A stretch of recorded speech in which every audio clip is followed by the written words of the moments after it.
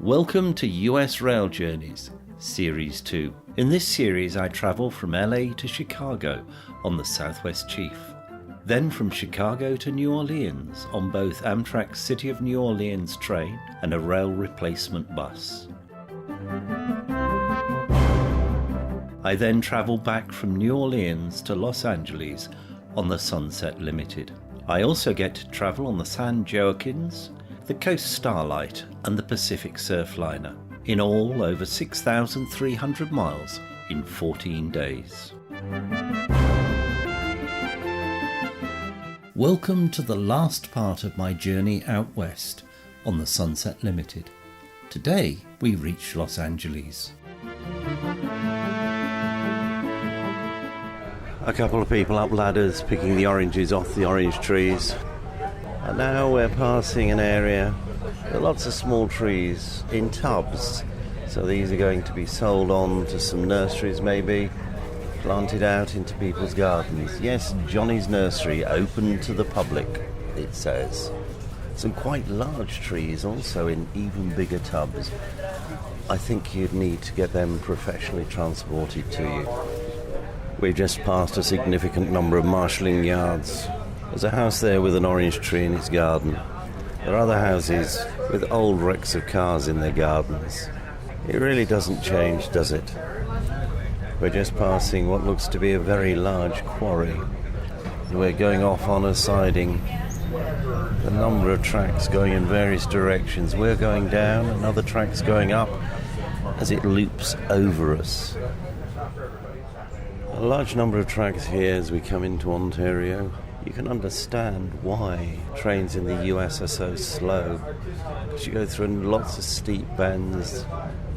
The ride itself isn't particularly good, but interestingly enough, all along the side of the track are concrete sleepers waiting to replace wooden ones.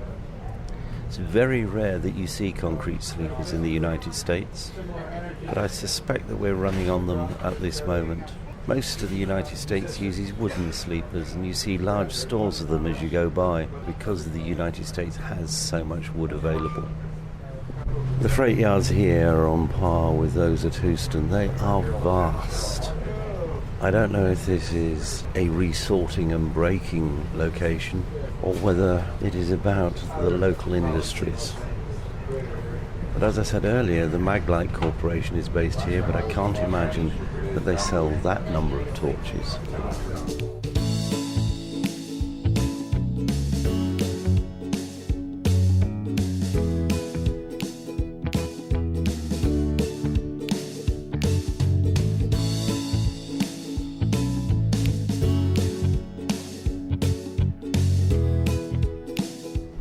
We've come to a halt short of Ontario Station.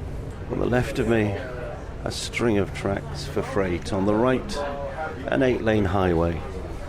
Passing yet another freight train, and behind that freight train, more silos. An industrial gases liquid tank farm. Something I can recognise from my days at work.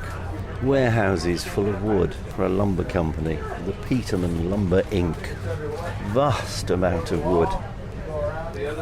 Slowly moving towards our destination. Slowly, slowly. I'm sat with Nick, who's a fellow Olympus camera enthusiast. Nick, why are you travelling the train today? I'm actually traveling back home to Los Angeles. I was visiting family in El Paso for a few days, and I hate flying. So I'm enjoying the trip along the route of the Sunset Limited. And does it worry you that we're running 4 hours late? Not at all. I'm actually a teacher and I'm on spring break, and so I have no agenda. Oh, that's good. I've come across quite a few people on spring break whilst I've been travelling over the last week. So which other trains have you travelled? Well, I've in the past traveled up the coast from Los Angeles to Seattle on the Coast Starlight, the entire route. I've taken the entire route of the Sunset Limited from Los Angeles to New Orleans. I took the Crescent from New Orleans to Washington, D.C., and the capital something from Washington, D.C. to Chicago. I did once as well. And there's a train from Chicago to Seattle that I took as well, but I can't think of the name. I think it's the Empire Builder, actually. It most definitely is the Empire Builder, because I've been on that train. Yeah. It's great. It was last summer, and it was an epic journey. You must love traveling by train. I absolutely love traveling by train. It makes me think about like how when we fly, we get instant gratification, but when we travel by train, we see the process and we see how big the continent is and how long it takes to get from one place to the other. So, yeah, I love it. You said you teach. What do you teach? I teach music. I teach strings at a K through 12 private school in Calabasas, California. So I'm a cellist, and I teach cello, obviously, and violin, viola, and bass as well. Well, thank you very much. It's been lovely to talk with you. Likewise. Thank you. Alrighty, ladies and gentlemen, our next radio station stop coming up momentarily is Ontario. Ontario is next. If Ontario is your destination, please gather up your personal belongings, head down to the lower level, and please be prepared to exit the train. Ontario station is next. Ladies and gentlemen, Ontario is not a smoking stop, so if it is not your destination, please do not step off the train, because once you step off, you do stay off, ladies and gentlemen. Once again, Ontario is next. We're now stopped with palm trees by the side of the road almost, though it must be the station at Ontario, though I cannot see any sign anywhere telling me that it's the station. The time is now 8:15 in the morning, and we should have been here at 3:54 a.m. I don't think we're catching up on our timetable yet, but it's a nice morning. A nice company here in the observation car. When you travel by Amtrak, you should go into the observation car because it's where everything happens, where you get a chance to make new friends, to meet new people.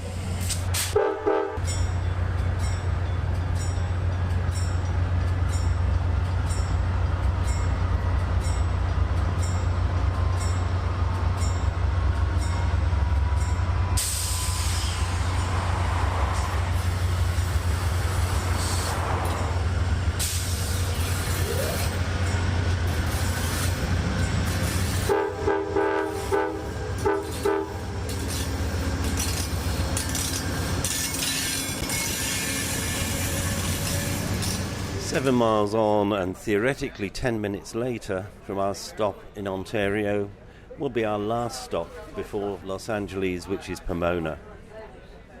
Pomona is the home of the California State Polytechnic University, known for its engineering and architectural courses. It is named after the Roman goddess of fruit. I can't tell you anything about the countryside of this part of the world, apart from the fact that I do see lots of palm trees. And that's because we seem to go through freight yard after freight yard after freight yard. And on either side of us are freight trains, quite often 2 containers high. So it's very difficult to see much of the world apart from through the gap between the containers.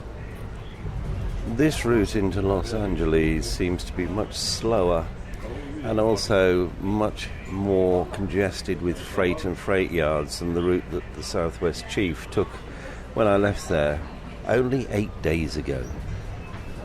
We've just gone past a couple of decent-sized scrapyards and then on to a bus depot on our short trip between Ontario and Pomona.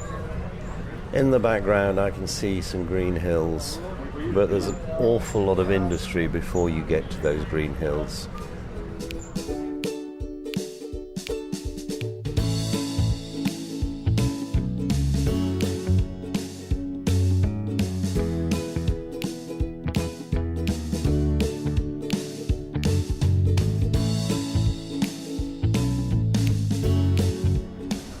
We've just had the stop at Pomona. We were meant to leave at 4 minutes past 4 this morning. It's actually 8:29. 4 hours, 25 minutes late. We now have 31 miles to go until we reach our destination in Los Angeles, a city founded in 1781. The schedule says that 31 miles will take an hour and a half. I suspect that we may, if we're lucky, be able to improve on that hour and a half, but it could mean that we're going to spend a lot of the time sat waiting for a path. We are now passing, as we pull out of Pomona station, another giant wood yard. Bale after bale of wood, waiting to be taken for use in people's projects.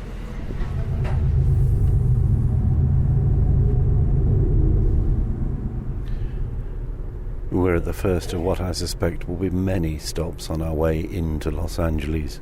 It's currently stated that we'll arrive in half an hour, but I suspect it will be quite a lot after that. We're passing through never-ending suburban sprawl. A small nursery here, housing there, industrial and warehouse units, lots of graffiti, and the horn going a lot of the time as we go over crossing after crossing after crossing, heading in from the suburbs into Los Angeles proper. Just passing a crew of people cleaning up graffiti from the concrete wall. That must be a soul-destroying exercise, because as fast as you clean it up, I'm sure that it's put back again. And graffiti is one of the things that I've noticed. There wasn't any in the countryside, in the desert, but now every bridge, every concrete wall seems to have a lot of graffiti on it.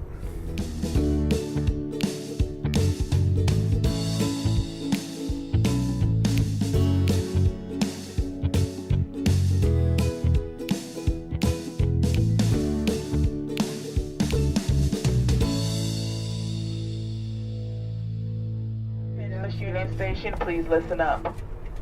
The next southbound Pacific Surfliner train bound for downtown San Diego departs Los Angeles Union Station at 9:55 for the next southbound Pacific Surfliner train bound for downtown San Diego. Ladies and gentlemen, the next northbound Pacific Surfliner train bound for Santa Barbara departs at 11:48 for the northbound to Santa Barbara. Our Amtrak Thruway bus bound for Bakersfield, ladies and gentlemen. That Thruway bus bound for Bakersfield was scheduled to depart at 9:15.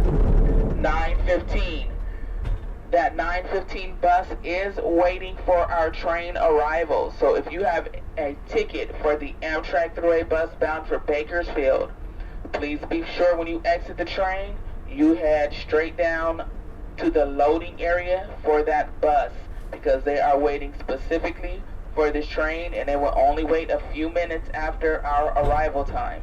Train number 14, the Coast Starlight. Once again, train number 14, the Coast Starlight, departs at 10:10. Now, any passengers that were originally on a northbound train that departed at 9:11, you have missed that train. In order to get on train number 14, the Coast Starlight, that heads in the same direction, you will need to go and check in at the information booth that's located in our main waiting area of Los Angeles Union Station. For any passengers that are transferring to the Las Vegas bus, that Las Vegas bus departs at 10:25. 10:25 for the bus to Las Vegas. Ladies and gentlemen, if you have luggage to collect at Los Angeles Union Station, if you have your claim ticket and your claim ticket says LAX on it, it'll take anywhere from 15 to 30 minutes after our arrival for our station services personnel to get your luggage off this train and over to the baggage claim area. For our passengers that may need a little extra assistance, red cap service will be provided on the platform. Please understand that they do give priority to our passengers with disabilities and our senior citizens first. They also will continue to come back and forth to the platform until all passengers that need assistance have been taken care of. For this trip, ladies and gentlemen, they also will be giving priority to our passengers that are transferring to that Bakersfield bus. Once again, any passengers transferring to that Bakersfield bus, Red Cap will give priority to you guys so they can get you down there and on that bus. Once again, ladies and gentlemen, our last and final station stop, Los Angeles Union Station, is coming up in a little less than 15 minutes. Restrooms on the lower level of the coach cars will be closing in 5 minutes.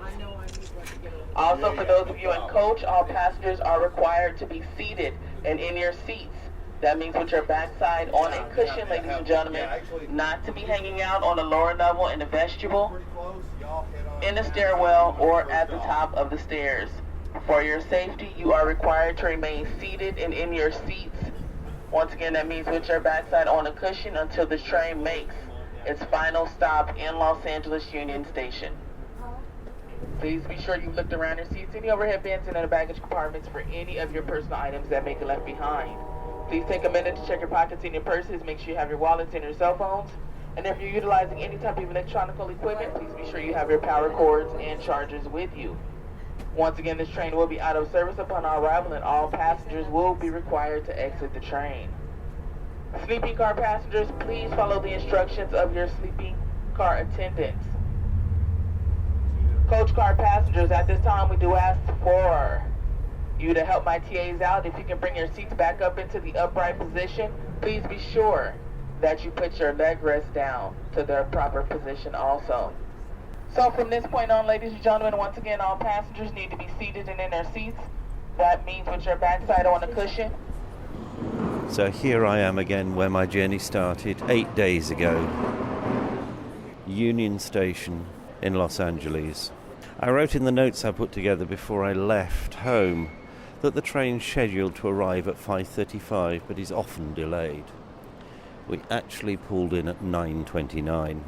In the last 8 days, I have travelled the equivalent of 5,194 miles across the Amtrak network. Sadly, because of the bus, I'm not quite sure whether that figure is accurate, but based on the train schedules, it's accurate. Here at Los Angeles, passengers are transferring to buses that have been held for them to the Pacific Surfliner to San Diego and Santa Barbara.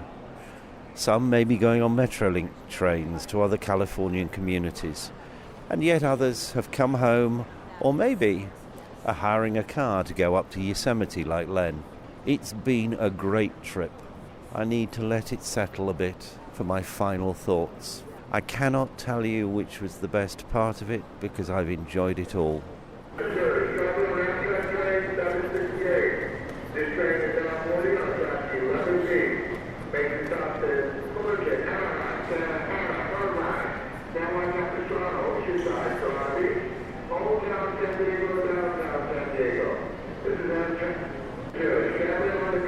I'll be back with the drink.